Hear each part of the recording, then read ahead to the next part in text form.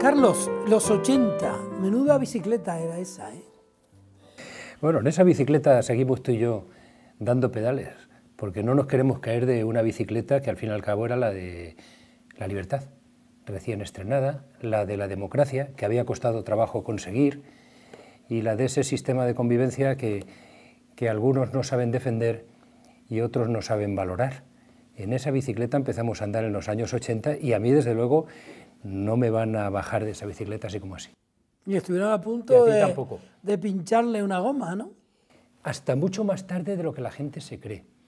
Desde el momento mismo en que muere Franco, hasta 10 años después, seguimos bajo peligro de que revienten la democracia, que estaba todavía en construcción.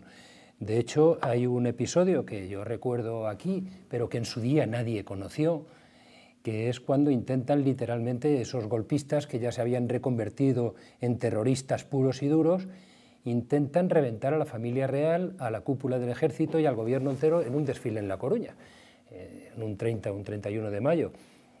Por suerte, ya había parte de los servicios secretos que se había democratizado y esa operación se abortó con tiempo, pero lo iban a hacer ya al puro estilo de la ETA, además, con un túnel en el suelo, con muchísima material explosivo, y iban a hacer un auténtico magnicidio en un golpe que además estaba previsto en el que hubiera muertes en todas y cada una de las provincias de España, porque no querían que les pasara lo de Tejero, querían sembrar el terror desde el primer minuto. Bueno, aquel golpe se abortó. Felipe González y su gobierno no lo contaron porque, como estábamos en vísperas de ingresar en la Comunidad Económica Europea, pensaban que eso podía disuadir a los inversores. No era de buen gusto el que se incorporara a Europa un país donde todavía había gente así. Y no se contó hasta muchos años después, pero ese intento serio de reventar lo que estábamos construyendo fue en 1985. Me dejas de piedra.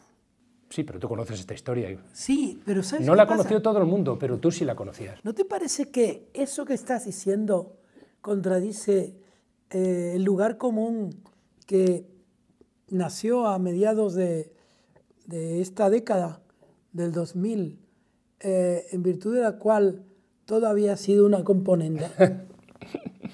¿Qué va? Eso ya lo están empezando a dejar de decir, ¿eh? Yo creo que algunos lo decían por despiste, otros por ignorancia y algunos pues por mala voluntad. Puede ser. No me atrevía a utilizar esa expresión, pero eso es muy injusto para quienes se habían dejado el pellejo luchando por la libertad en España. Es muy injusto para los militantes clandestinos del Partido Comunista. Es muy injusto para los que fundaron comisiones obreras, para los que se esforzaron por construir un país diferente todavía en vida del dictador, desde las aulas, desde los cuarteles, pocos, pero también desde los cuarteles, los de la Unión Militar Democrática, desde las iglesias. Es injusto para los curas obreros, es injusto para el cardenal Tarancón, es injusto para tantísima gente que desde los medios de comunicación se esforzó también por construir lo que luego finalmente se construyó. Es injusto para Forges. Es injusto para los humoristas, que lograron colar la libertad por las rendijas del régimen y que entre todos consiguieron derrumbar el muro. Y también es injusto, ¿por qué no?, para las personas que viniendo del franquismo pensaban con buen criterio que no tenía sentido la pervivencia del franquismo una vez muerto Franco. Entonces, y ahí sí se produce un encuentro histórico representado por personajes como Santiago Carrillo y Adolfo Suárez, a los que tenemos que estar agradecidos todos los días de nuestra vida, igual que tenemos que estar agradecidos a todos aquellos artistas, creadores, humoristas, como Forges, que acabo de citar, que sacaron la libertad a empujones. Esto fue un proceso colectivo, todo el mundo que lo vivió de cerca y con familiares implicados en el proceso lo recordamos perfectamente. Los que no lo quieren recordar, bueno, ya te digo que me parece a mí que ese discurso ya se está olvidando. Pero es injusto también con los pobres, porque lo que ellos, esta gente que lo ha puesto en cuestión, llaman el régimen, consiguió una seguridad social que ya la quisieran los británicos y los norteamericanos. Bueno, en términos estrictos, el régimen del 78 es una expresión que utilizarla tiene un poco de... Ahí sí que hay un poco de perversidad, porque claro, la palabra régimen en España se ha asociado durante 40 años a la dictadura. El régimen es el régimen de Franco. Entonces, utilizar esa palabra para referirse al régimen del 78 tiene una cierta perversidad o intención política. pero aceptemos la palabra. El régimen estrictamente, objetivamente, el régimen que se construye en 1978 es la democracia y es una de las 15 o 20 democracias más avanzadas de la Tierra, aún hoy. Y se puede apostar con quien se quiera, que no serán capaces de decir 25. No las hay. Una de las 15 o 20 democracias más avanzadas de la Tierra. Y en buena parte... Te van a matar en Twitter, bueno, pero si es una de las más avanzadas de la Tierra es precisamente porque en su construcción estaba gente que se había dejado la vida por la libertad de todos. Porque en su construcción había gente que había estado peleando contra el franquismo desde el interior o desde el exilio. Porque en su construcción había gente que quería un mundo mejor y una sociedad mejor, y había marxistas, y había espíritu evangélico, había todo lo bueno que hubo en aquellos años. Entonces, oiga, no se puede castigar a la historia porque una parte de los que contribuyeron a ese proceso eran, digamos, franquistas reciclados, gente lo suficientemente inteligente como para saber que no podía haber franquismo sin Franco. Pues muy bien, bendito sea, menos mal, o aquello que se llamaba el franquismo sociológico, que era gente que no eran franquistas pero que les iba bien, por fin habían dado la entrada para el piso, no les iba mal, entonces se sentían cómodos, pero esa gente evolucionó y esa gente apostó por una reforma y coincidieron con los que apostaban por una ruptura. Bueno, pues eso, y además todo ese proceso fue sancionado, fue exigido desde la calle, protagonizado en la calle y sancionado por la gente en las urnas. Eso es lo que ocurrió en los años 70. Esas son las vísperas, digamos, de esta historia que hoy nos ha traído aquí, Carlos, las vísperas de los 80. Tú eres un gran narrador de la realidad. Has estado en periódicos, y ahora estás con mucho éxito en el programa de Pepa Fernández, que haces los veranos y en las sustituciones, y has tenido la agradable gesta de llevar ahí a todo tipo de personas, incluido algunas incluido Juan Cruz, pero es que Juan Cruz te resuelve una hora. Bueno, es el mejor conversador que uno puede soñar para un programa de radio. Se lo diré, sí, pero hay una cosa que te quiero preguntar. ¿Tú por qué elegiste la ficción para escribir de un tiempo tan real? De los 80. Sí. Claro. Bueno, porque yo había escrito un libro precisamente sobre los 70, sobre la transición, ¿sí? que ahí sigue, 333 historias de la transición, que ha funcionado muy bien, 4 ediciones, que se sigue vendiendo y que yo creo que modestamente se ha convertido en una referencia. Mira, me lo presentó el pobre Forges también y le gustó mucho, decía que tenía 333 titulares, fue lo más bonito que yo pude escuchar de ese libro. Y ese libro era realidad pura y dura. Pero cuando me encargó la editorial que hiciera una continuación y que hablara de los 80, y me puse a hacerlo, y me puse a recopilar, digamos, otras 333 historias de los años 80, cuando llevaba unos meses trabajando me di cuenta que había elementos de los 80 que no se podían, o yo no era capaz de meter en el corsé de una crónica periodística, de un ensayo. Es decir, porque en los 80 había calor, había humo, había música, había sudor.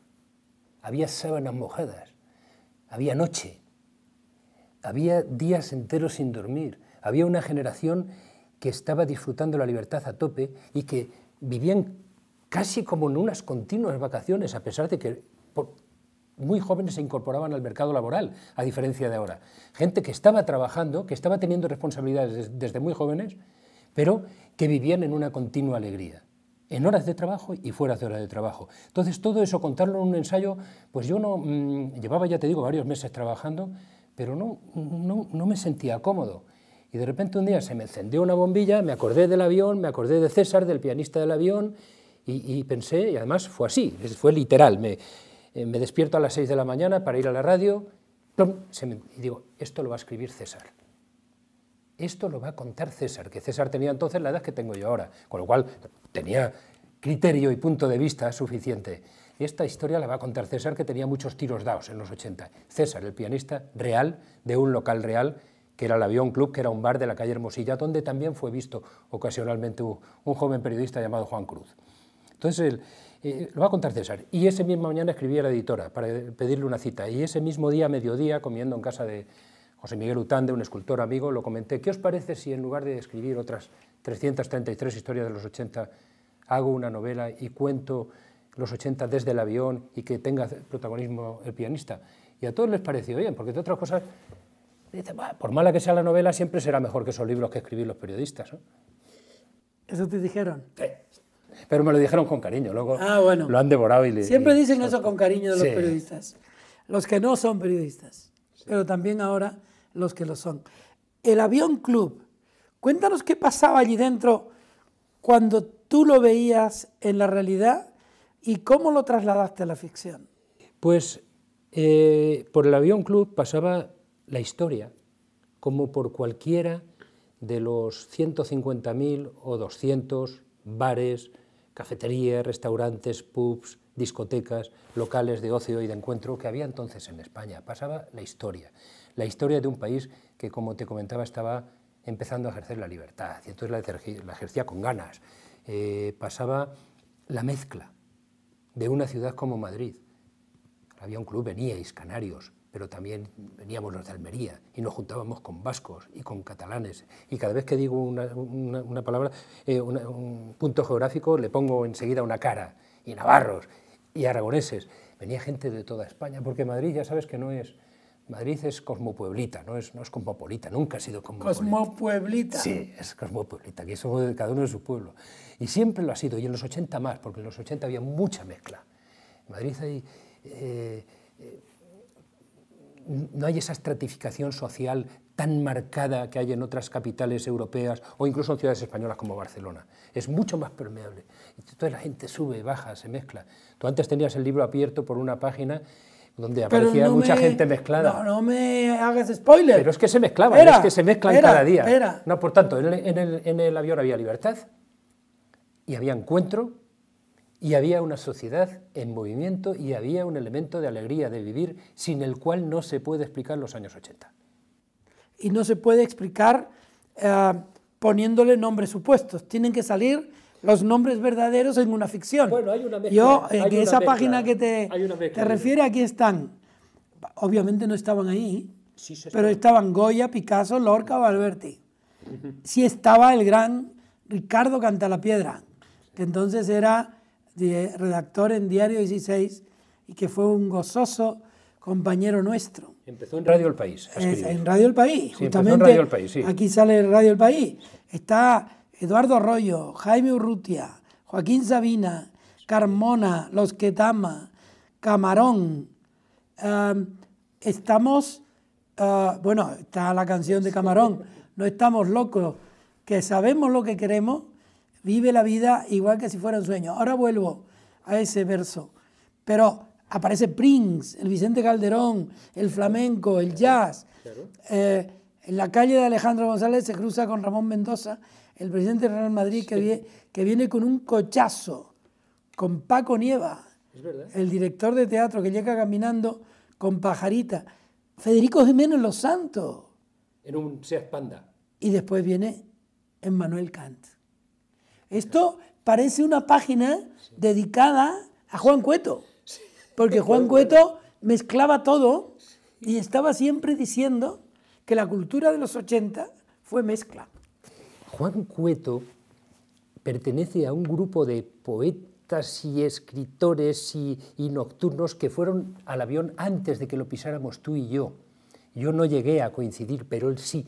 Ellos fueron en los años 60, que es cuando... y poetas, una gente interesantísima a la que yo solo he conocido de oídas, porque iban en los años 60 y en los años 60 el avión no era un lugar de encuentro de estudiantes y de progres y de gente del barrio Salamanca, que era un puticlub. Era un local de alterne, pero que a su vez estaba ahí desde la posguerra y que era una larga decadencia, y ellos se acercaban ahí por la singularidad de ese local, que era como una especie de muestra del pasado. Pero el avión volvió a ser una muestra del presente en los años 80. Y Juan Cruz, evidentemente, es que hay muchos elementos, digo, entre Juan Cueto y Juan Cruz y Carlos Santos, Dios me perdone, salvando todas las distancias, pero hay mucha curiosidad en común y hay mucho mirar en todas las direcciones cada día de nuestra vida. Y claro, y no vemos los objetos separados unos de otros, vemos a Kant con el camarón de la isla, naturalmente. Y el camarón de la isla dice, no estamos locos, sabemos lo que queremos, vive la vida igual que si fuera un sueño. Y lo dice Ketama. Eso lo cantaban los Ketama. Los Ketama. En unos años en los que era imposible andar por Madrid sin encontrarte a uno Y de la familia. lo cantaba Sabina, y lo cantaba... Todo el mundo allí cantaba esa canción. ¿Y qué pasó con el sueño? Porque hubo un momento en los 80 en que nos gustó mucho consumir de noche y de pronto entró la coca, la heroína, y entró en un momento determinado, al final de ese sueño, entró la muerte. Bueno, está primero está el sueño político, esta novela tiene algo de novela generacional y en particular de la generación que contribuyó a construir esta democracia, ¿no?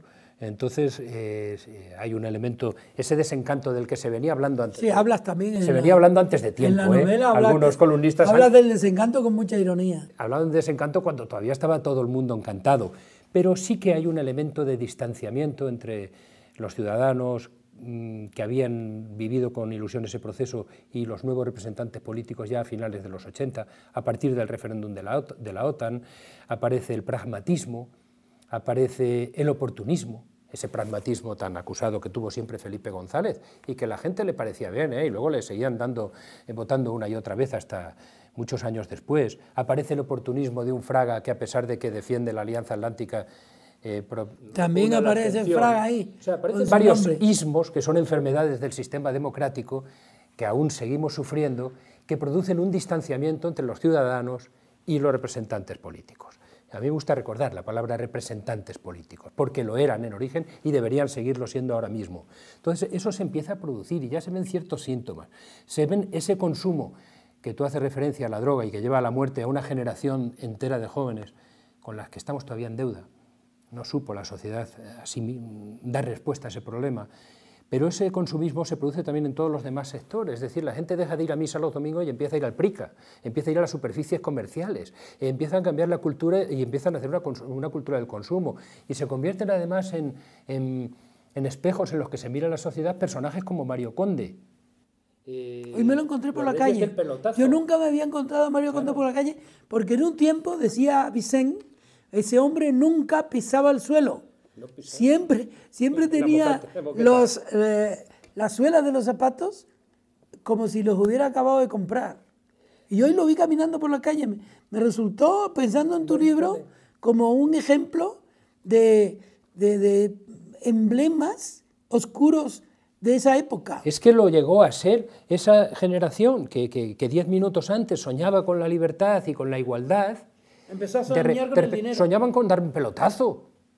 No todos, naturalmente, pero sí que empieza a meterse ese elemento a perturbar la convivencia y otros muchos más elementos que de alguna manera yo apunto en el libro, igual que apunto otras facetas de la muerte terribles, como es la del terrorismo, ¿no? Y también esa sociedad que tarda en entender y que tarda en... La sociedad que conservaba la alegría y el miedo a partes iguales. Claro, sí. Pero cuando lo ves con un poquito de perspectiva es evidente que el elemento de alegría se imponía a los demás. O sea, los alegres años 80, o sea, la década alegre del siglo XX es los 80, no los años 20, que vete a saber lo alegres que fueron en España. Tú eres, como todo soñador, un melancólico del atardecer. Se toma un gin tonic con los amigos y trata de recuperar el tiempo perdido. Mientras escribiste este libro, ¿te diste cuenta de lo que habíamos perdido o te diste cuenta más de lo que habíamos ganado? Pues fíjate, mientras escribí este libro me di y me sigo dando cuenta de lo que tenemos que esforzarnos por no perder. De lo que tenemos que esforzarnos por no perder. ¿Qué es? He pensado mucho estos días a raíz de la muerte de Forges. Forges es mucho más que un cronista y un analista y un humorista, que todo eso lo ha sido grado supremo. Forges es un elemento fundacional de esta cultura de la convivencia en la que tú y yo nos hemos criado. O sea, y he pensado mucho a raíz de eso. Bueno, pues esos valores de convivencia, era una democracia lo que perseguíamos, no era una revolución. Es decir, esos jóvenes universitarios que a principios de los 70 creían estar haciendo una revolución, pocos años después se dieron cuenta de que realmente lo que querían era una democracia.